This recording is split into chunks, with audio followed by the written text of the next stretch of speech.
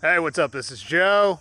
In this video, I take a journey to the cheese state where I tour some of the most beautiful roads in Wisconsin.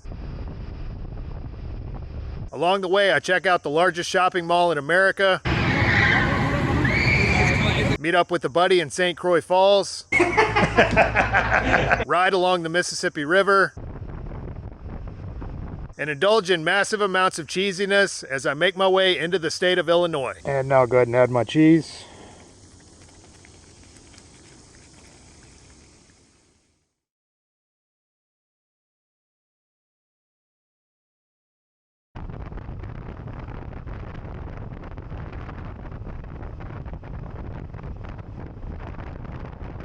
Sticking mostly to small Minnesota country roads, I made my way east toward the state of Wisconsin.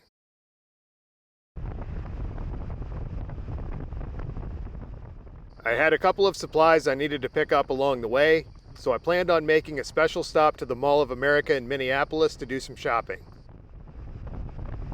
One of the lenses of my glasses popped out when I was riding down one of those farm roads, and a guy just happened to be right outside of his house walking his pit bull. I was like, yeah, do you care if I park right here and look for my glasses lens? He said, no, not at all. So I went hiking down the road and found my glasses lens. Got to talking with him for about 30 minutes.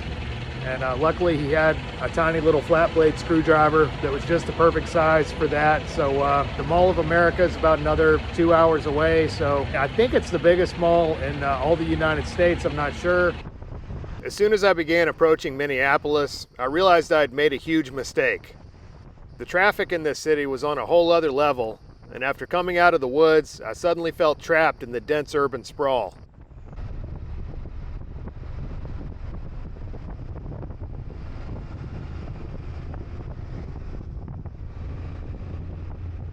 Amazingly, I eventually ended up in a gigantic parking area outside the Mall of America in one piece.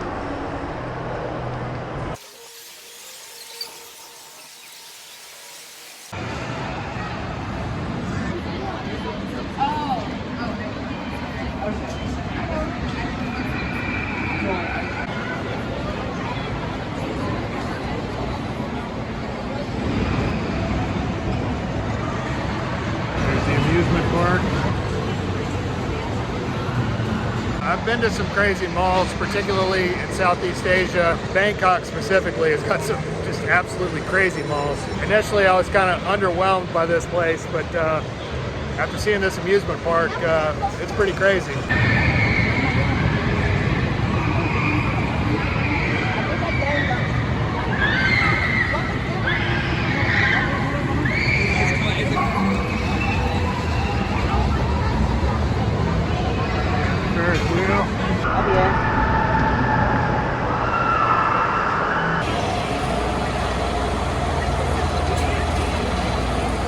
Stupidly bought a ticket for the Ferris wheel. I get up there, wait for about 30 minutes. They tell me you can't ride alone. You got to be part of a group. Now I'm looking for some kind of a way to refund my points that I just bought. This whole place just kind of strikes me as a big ripoff. I guess I kind of expected that coming into it. After riding a good 150 miles or so, all of a sudden being in a mall really wasn't exactly on the top of my to-do list, but I thought it would be good content. And disappointed that I couldn't get some footage of the Ferris wheel.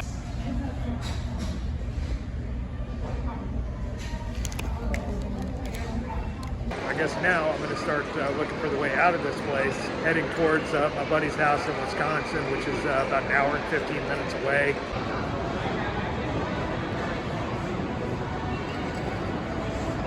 Listen, I'm sure there are some cool things to see and do in there, but to me it just seemed like a giant ripoff.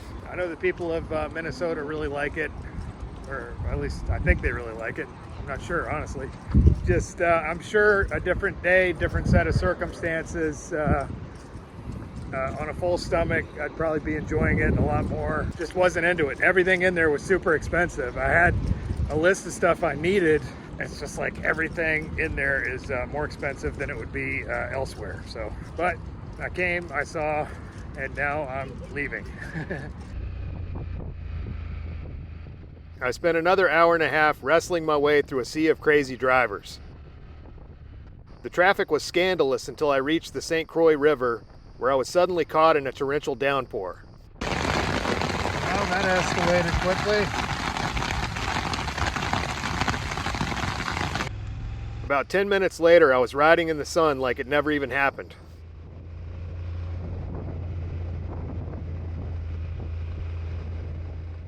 The day took a turn for the better as I approached the lush green state of Wisconsin. When I finally crossed the state line, there was a palpable sense of cheesiness in the air.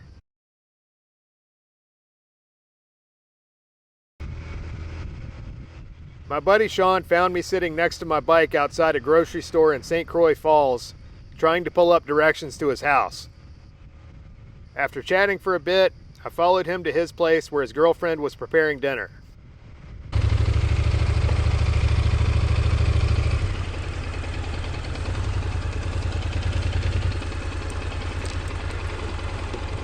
Is this my shed over here? That's the shed. I can tell that's a nice shed. You got it outfitted with solar panels there? Yeah, I just got a couple little lights in there right now. Oh yeah, that AC feels good. Yes.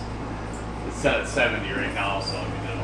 Yeah, I'll put my tent right there and then roll the bike up into there. Just pull. Yeah, I look forward to staying here for the next couple of months. Thanks. I can get you stairs to go up. Yeah, that's what I need. Yeah. That's all right. Okay, this is the motorcycle wall. Yeah. What's the story with that? Katie took that picture. Oh yeah? Yeah. Wow. This one was my first trip out to Sturgis. I didn't know what to pack, so I packed everything. What age? Oh, it's probably 30. Oh, it would have been 2012. Wow. There you are at the 79th. Are you in there? Yep, I'm right there. Oh, there we go. I got a couple more of those.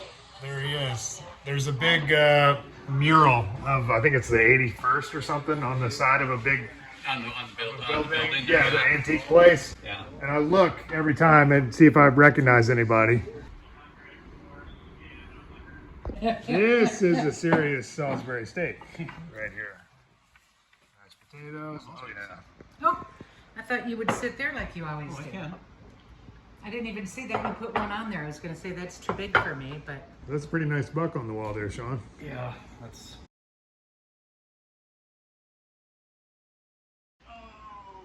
2006. yeah. Wow. because You made the cover of, or you got the score sheet. Yeah. Wow. Releases, yes. Here. Okay, he's talking about, so what do you do for a living, sir? I'm We've already been through this. I'm a tool maker. I build plastic injection molds. Okay. And do you have some pictures of this kind of thing? Like this here. That is a divot. A divot fixer for golf. Okay, interesting. That's the slide face for arrow knock.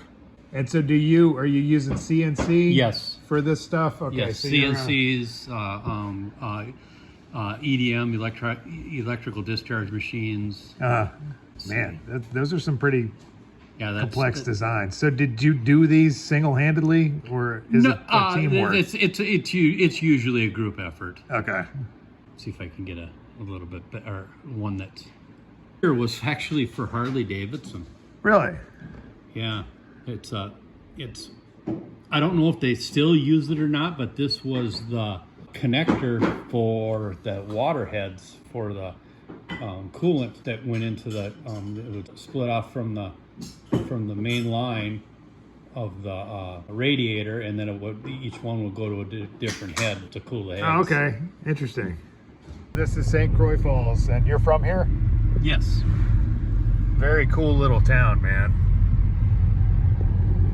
super laid back. It's beautiful. And then this is a lake over here? That is the St. Croix River with the dam. Oh, okay. We'll actually go we can actually turn down and go towards the dam so you can see it a little bit better. Yeah, I noticed as soon as I hit the Wisconsin state line, all of a sudden it was a lot prettier. Yeah, yeah. Minnesota is not necessarily a ugly state on this side, but it's just not as pretty as far as I'm concerned. Let's be honest, it's an ugly state on this side. On this side, I've been to some beautiful places in Minnesota, yes. and south of Minneapolis is pretty too, but that traffic nightmare of going to the Mall of America, dude, I realized I'd made a mistake. Minneapolis, St. Paul is terrible for traffic. Boat launch is right here. They have a little fishing dock, and they got a pavilion, you know, that people have 2 pavilions and stuff like that. Okay, cool. And that's the Minnesota side. This is where the snowmobile trail. Okay. The snowmobile trail goes across here in the winter. Right here, it goes from landing to landing. You ever do any snowmobiling? Oh yeah. Yeah. Yeah, I used to own snowmobiles all the time, but the snow is the expense of having a snowmobile in Wisconsin right now is it's absolutely ridiculous with only a few weeks that you can use it for the year. Yeah. And you're upkeeping it the rest of the time. Right, exactly. Yeah. I mean, I love snowmobiling. It's a great pastime and a great hobby, but it's very expensive to upkeep the machines and try to find good snow. You know, you either got to go up to the UP or out to the Black Hills, and you end up trailering for a long distance, and you got the gas of taking the truck. And yes. I thought, man, it would be cool to like ride across Canada and do like a coast-to-coast ride on a snowmobile. And then I started talking to That would be brutal. I started talking to some Canadians about it. They're like, there's not going to be snow all the way. Right. And not only that, you would get the you-know-what beat out of you. Oh, yeah. It would be so brutal. But you know, they make some like touring snowmobiles now with like saddlebags on them and trunks and stuff. My brother has one. My brother works for Polaris, and he's got actually a really nice 2-up with saddlebags on it and everything like that. It's really nice, but you know, he works for Polaris, so he gets a really good deal on them. I mean, it's probably a $20,000 rig, you know. Wow. You know, so I mean, it's like that's like car prices, dude. A cheap used car price these days. Yep.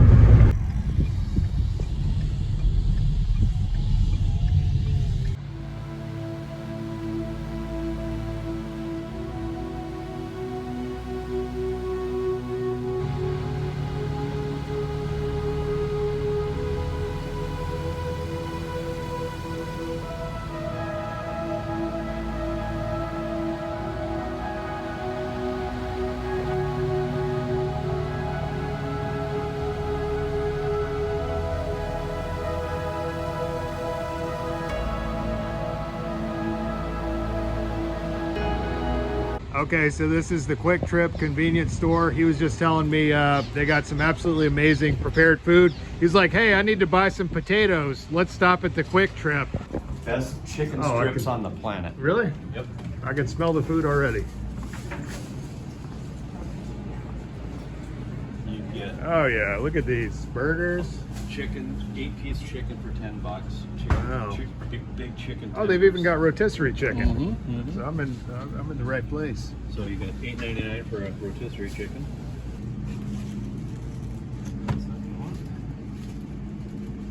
Okay, so cheese curds. This is something like to people on the East Coast that they've never heard of, never seen before. But this is it a uniquely Wisconsin thing? No, it's not a uniquely Wisconsin Sort thing. of a Midwest it's thing. It's a Midwestern thing. But it just so happens that these are some of the best. These are the best cheese curds on the planet. The best. And made by Ellsworth Cooperative Creamery. In Ellsworth, Wisconsin. And how far away is that? 60 miles? 50 miles? Okay. And these came highly recommended by the girl at the Quick Trip. So what is a cheese curd? Any idea? Just Piece of when cheese? when they make cheese, they separate the whey and the floating stuff is a curd, and then it makes a cheese curd. That's not the technical term for it, and I don't know the technical term for it. Okay, Wisconsin cheese curds, garlic flavored. Cheers. Are they squeaking? Oh yeah. That means they're fresh. Okay, listen to the. If they squeak, they're good. If you bread them and deep fry them, they're even better. Oh, that's diabolical. Man, you fry these up and dip them in some marinara sauce, that would be out of sight. Oh yeah. Yes.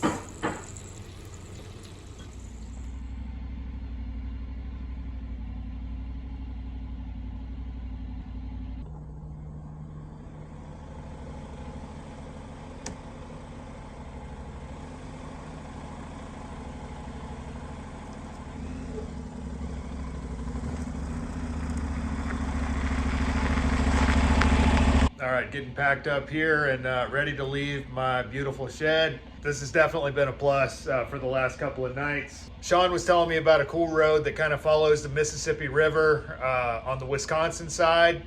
I think it's Route 35. Plan on following that for most of the day down to La Crosse. I know I've got a spot a little bit south of La Crosse. Not sure if I'll use that tonight. From what I can tell, any of the established campgrounds in Wisconsin are crazy expensive, like at least $30, $40 a night. So hopefully I can find something a little more simple. I like staying in campgrounds for the convenience and not having to worry about getting kicked out, but $30 or $40 a night is just kind of out of the question.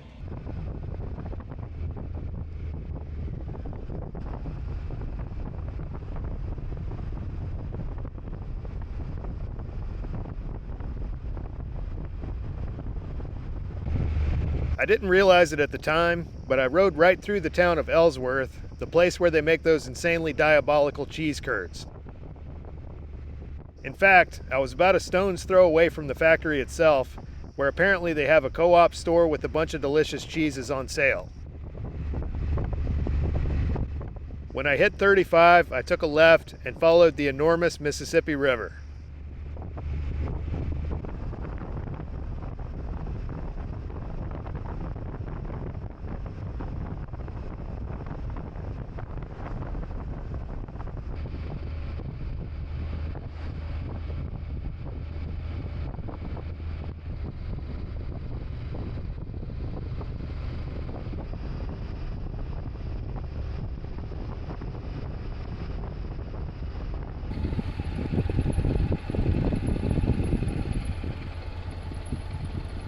All right, well, amazingly enough, this little Veterans Park is $10 a night. I guess it's like 20 bucks if you got an RV, and then 10 bucks for a tent. So this looks like a pretty good spot. I got a pretty good canopy up there.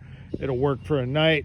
I got access to fresh water over there, and maybe even electricity too.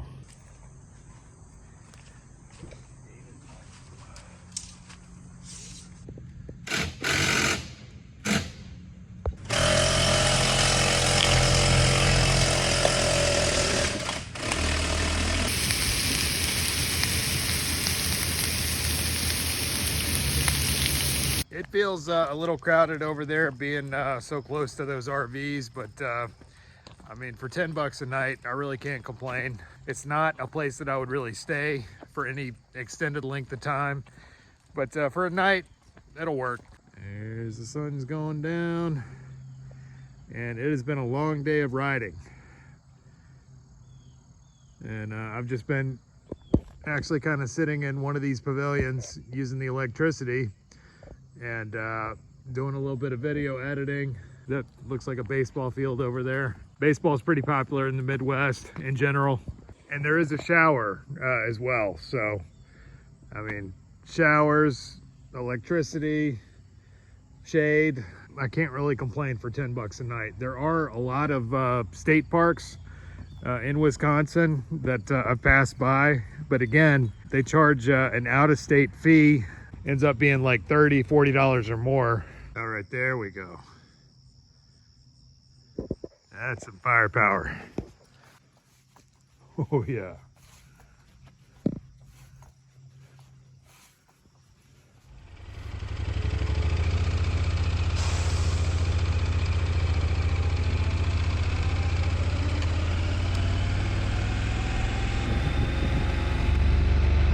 From the Veterans Park, I got an early start and headed in the direction of Madison, Wisconsin, where I'd had some mail sent earlier.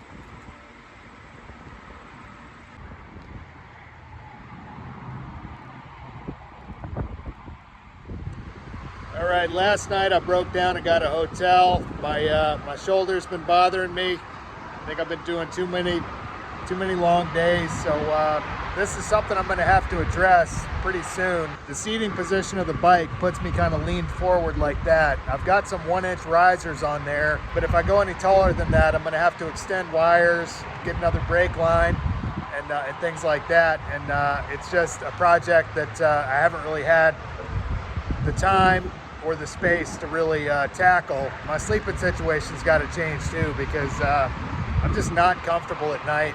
I've tried a couple of different sleeping pads. None of them are cutting the mustard, so I'm considering possibly looking into like a lightweight camping cot, and maybe that would make a difference. But I think if I can get those bars kind of back a little bit, it would take some of the pressure off of my shoulder. So anyway, I'm in Madison, Wisconsin. Have some mail to pick up here. Actually, I ordered a shoulder brace, kind of a sling sort of deal that kind of stabilizes the shoulder. Hopefully that'll help. So I'm gonna go pick that up and then start limping it down to a really beautiful campground, probably one of my favorites, in the town of Marseilles, Illinois. Just taking it easy from here on out.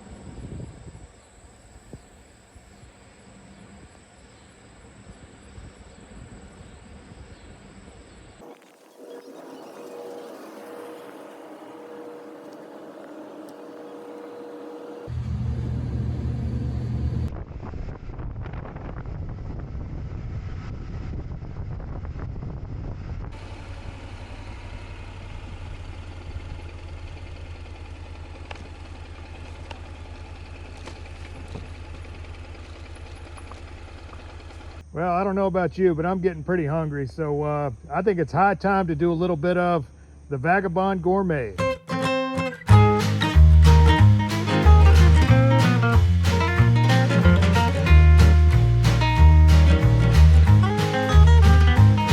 I absolutely love pizza, and unfortunately I don't really get to eat a lot of it because it's not really on my diet. So this is one recipe that pretty much is on my diet. I mean, more or less. Basically, this dish is something called steak pizzaiolo, which is steak in the style of the pizza maker. I just picked these chuck eye steaks up at the grocery store, which are kind of hard to find, but they're very comparable to a ribeye, really good marbling, and they're generally about half the price of a ribeye. These were actually reduced, $3.50 for that one, $5.50 for those. So basically, I'm gonna salt these up, let them sit for 30 minutes to an hour. I'm gonna get my pan nice and hot and give these a good sear on the outside, but not cook them all the way through. I like to use this Boulder salt, which I order online. I get a big package usually and put it in the shaker bottle, but it's 40% less sodium and mostly composed of like potassium and a bunch of different electrolytes and stuff like that. It's supposed to be much better for you than regular salt. Unlike a table salt, it's very powdery, so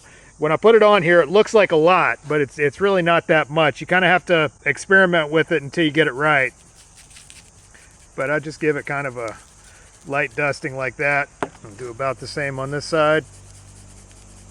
It's kind of a nice light dusting. This is Illini State Park, by the way, which is one of my favorite places to camp in the whole wide world. This place is $10 a night, right by the Illinois River, not far from this really cool town of Marseilles, which I like a lot. It looks like it would be Marseille, but it's Marseilles. But yeah, you just get the light coming through these trees this time of year, and it's just absolutely gorgeous. So while I'm giving that meat a chance to sort of rest for a bit, I'm gonna go ahead and prepare some of this mozzarella. This looks like a local cheese, Walnut, Illinois. People laugh at me for carrying around these kitchen shears, but I'm telling you, it's one of the most handy things in the world if you plan on doing any cooking. I use it to eat my steaks with because sometimes you get some tougher cuts of meat, and basically it saves me from slicing up and putting a bunch of scratches in this plastic plate that I carry around, which will make it hard to clean. So it's just easier to use the scissors. It saves the plate. I'm gonna, one for the doctor. This is not the best mozzarella out there. It's really rubbery. To me, it's, instead of mozzarella, it's really closer to string cheese, but this will work fine. Basically, I'll sort of cover the mozzarella with a little bit of marinara sauce, and that'll sort of keep it from getting too rubbery. Again, I could do this with a knife and a cutting board, but why would I do that? That's an extra thing to clean. I'm really happy to be doing this. I know some of you guys are probably sick of watching me just cook steaks all the time. I've pretty much been on a carnivore diet ever since returning to the U.S. I just feel so much better on it. This is not exactly carnivore approved because it does have the cheese and the tomatoes, but hey, you got to live at some time. I've worked in several pizza restaurants when I was in my 20s. Pizza was actually one of the first things I ever learned to cook on my own. Growing up in high school, I became obsessed with it, did everything in my power to learn how to make the best possible pizza at home. And I think I succeeded. Doing it while you're camping is another story. All right, so everything's pretty chopped up. That ought to work fine. All right, get my flame up nice and high.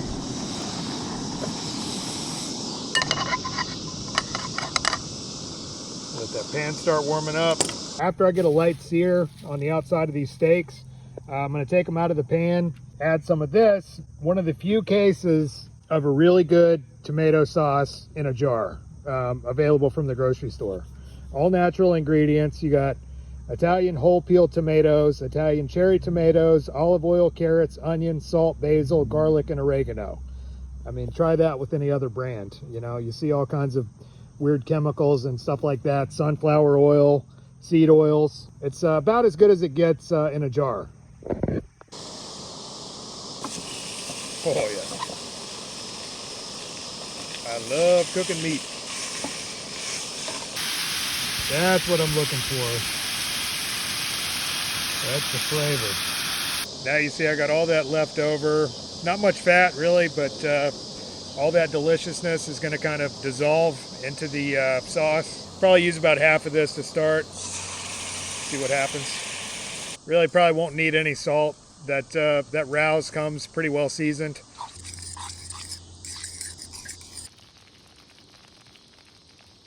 I'm going to go ahead and add these steaks to the sauce. Kind of push them in there and try to get the sauce kind of on top of the steaks. And now I'll go ahead and add my cheese.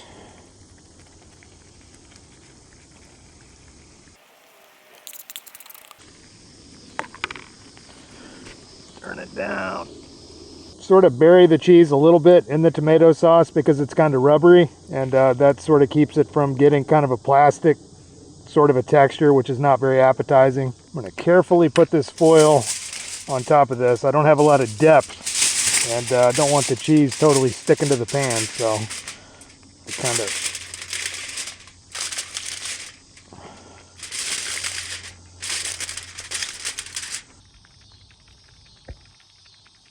all right, that's been kind of simmering for a couple of minutes, so I'm going to take it off and set it over here and let it set up for about 5 minutes, kind of cool off, and hopefully that cheese will melt.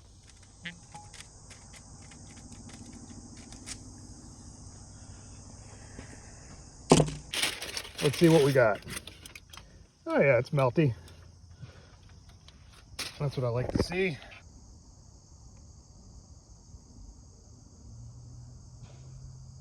All right, I for one am very happy I'm about to eat this. Get a little bit of steak, get some melty cheese and tomato sauce. Oh yeah. May not be a real pizza, but this is about as close as I can get for the moment. Anyway, steak pizzaiolo. Cheers. Really good. Beefy, as you might expect. Tangy from the tomato sauce. The mozzarella cheese actually is pretty damn good. After it's melted, it's a lot creamier than it was when I tried it by itself.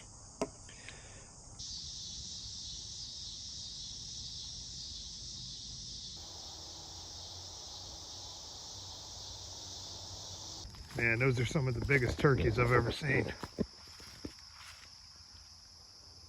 See if I can get a little closer. They're very perceptive. There we go. They're heading out to that clearing over there. Must be kind of used to people not trying to eat them. A lot of turkey sandwiches sitting out there. Yeah, these are very domesticated turkeys. Like out in the middle of the woods, I would never be able to get this close. Look at this. This is ridiculous. I've never been this close to turkeys.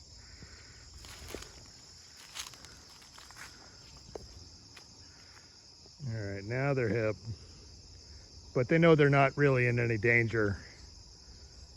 And it's probably one reason why they like it out here. Animals kind of get, oh, that guy's afraid. There we go. Took them long enough. Jeez.